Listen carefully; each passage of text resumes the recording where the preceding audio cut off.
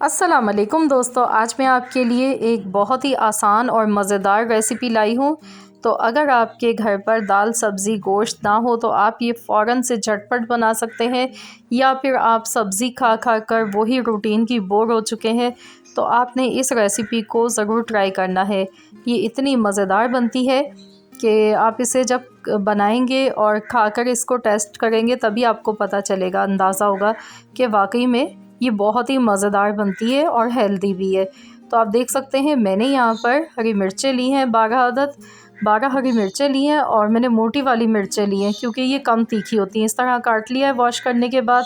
लहसुन की कलियाँ यहाँ पर ली हैं 12 अदद, और ये देखिए मेरा ये मिनी चॉपर है, तो इसमें मैं डालकर इसको चॉप कर लूँगी लहसुन को। आप चाहें तो आप बिल्कुल बारीक लहसुन को काट सकते हैं, पर मैं इसमें चॉप कर रही हूँ तो ये फ़ाइन सा इसको मैं चॉप कर लेती हूँ।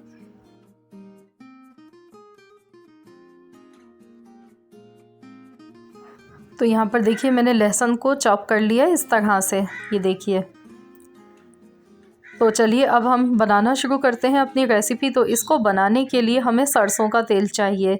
अगर आपके पास सरसों का तेल है तो बेस्ट है, अगर नहीं है तो आप नॉर्मल जो कुकिंग के लिए ऑयल यूज़ करती हैं आप उसमें भी बना सकती हैं, पर लेकिन सरसों के तेल में इसका ज़ायका बहुत अच्छा आता है।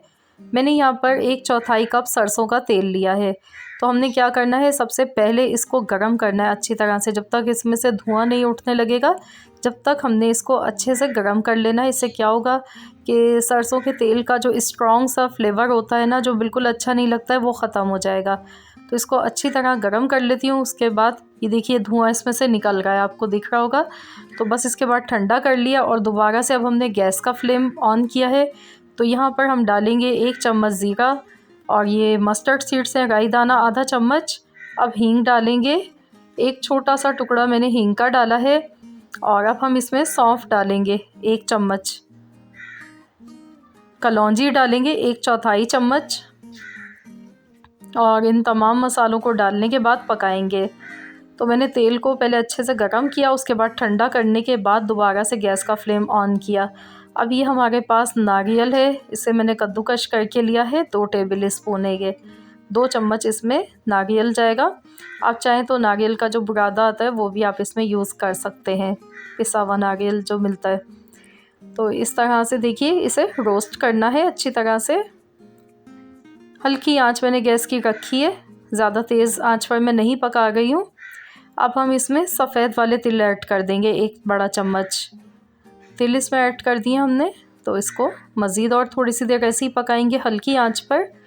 अब हम इसमें डाल देंगे हरी मिर्चें, जो मैंने मिर्चें काट के रखी थी वो मैंने इसमें ऐड कर दी हैं।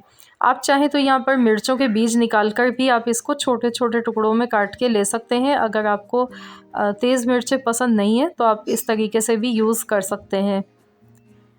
तो मिर्चें डालने के बाद देखिए मैंने मिक्स किया। अब मैं इसमें नमक डाल रही हूँ हस्ब ज़रूरत, और ये धनिया पाउडर है ये डालेंगे आधा चम्मच।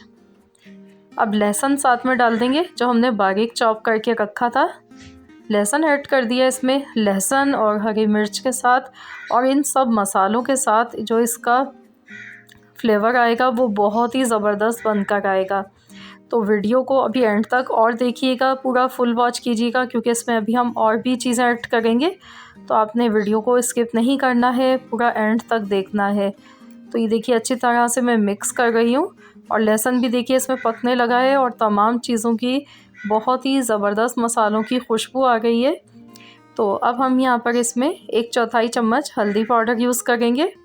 बिल्कुल थोड़ी सी हल्दी मैंने इसमें ऐड की है, ज़्यादा नहीं डालेंगे। और इसको भी अच्छी तरह से चम्मच चलाते हुए मिक्स कर लेंगे। बहुत ही कुरकुरी और मज़ेदार ये मिर्चें बनके तैयार होती हैं, जो कि खाने में वाकई में बहुत ही मज़े की लगती हैं। यहाँ पर आप देख सकते हैं मसाले अच्छी तरह से भुनने लग गए हैं। कलर आप देखें, लहसुन भी इसमें कलर चेंज कर चुका है, और जो खोपरा तेल हमने सारी चीज़ें डाली थी तो वो मसाले देखिए कितने अच्छे खूबसूरत कलर के दिखने में लग रहे हैं, और खुशबू भी बहुत ही ज़बरदस्त सी आने लगी है। तो अब हमने इसमें खटाई के लिए मैं यहाँ पर इसमें नींबू का रस ऐड कर रही हूँ। मैंने यहाँ पर 3 टेबल स्पून भर के नींबू का रस लिया है, ये देखिए।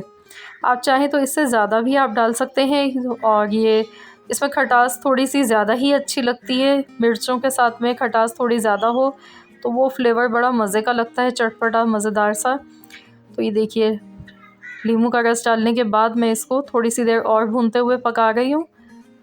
तो इसको बस 1 मिनट तक मज़ीद और पका लेते हैं।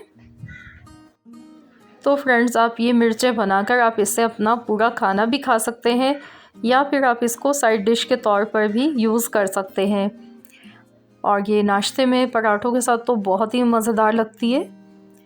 या आप इसको दाल चावल के साथ बनाइए या किसी भी सब्ज़ी के साथ साइड डिश के तौर पे भी बना सकते हैं, वरना तो आप इसको अगर ऐसे ही डायरेक्ट खाएंगे तो आप इससे अपना पूरा खाना भी खा सकते हैं। बल्कि मैं आप जितना खाना खाते हैं ना तो उससे ज़्यादा ही आप खा लेंगे, इतनी मज़ेदार ही लगती हैं कि आपका हाथ नहीं रुकेगा खाते हुए। तो ये देखिए मिर्चें हमारी तकरीबन बन चुकी हैं, तैयार हो चुकी हैं। तो बस गैस का फ्लेम यहाँ पर बंद कर देते हैं और डिश आउट कर लेते हैं।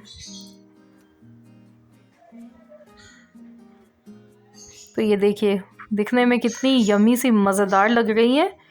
तो ये बहुत ही मज़े की बनी है। आई होप कि आप सबको आज की रेसिपी ज़रूर पसंद आई होगी। तो आप इनको चाहें तो बनाकर आप इसको 1 हफ़्ते के लिए रख सकते हैं। अगर आप फ्रिज में रख रहे हैं तो फिर तो आप इसको 1 महीने के लिए भी बनाकर रख सकते हैं, ये ख़राब नहीं होंगी। तो फ्रेंड्स, अगर वीडियो आज की पसंद आई है, रेसिपी अच्छी लगी है तो लाइक कर दीजिए। चैनल पर नए हैं तो चैनल को सब्सक्राइब कर लें। मिलते हैं इंशाल्लाह ताला नेक्स्ट वीडियो के साथ। तो जब तक के लिए अल्लाह हाफ़िज़।